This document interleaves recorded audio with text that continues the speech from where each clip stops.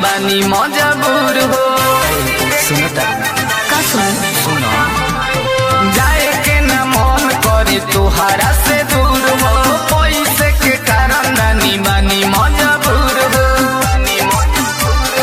नहीं जे कमाईब तो कहाँ से खियाईब, करब याद तोहे हरदम। हेले जाबो कदी चंदन ए राजा जाता रा तू तो लंदन।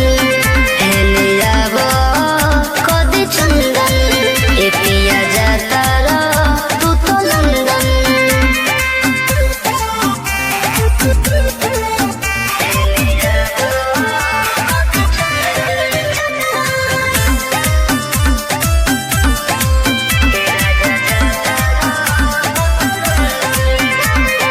चल जाइबा बहारा तो कटी कैसे रतिया, याद आई कोई तोहर मीठी मीठी बतिया।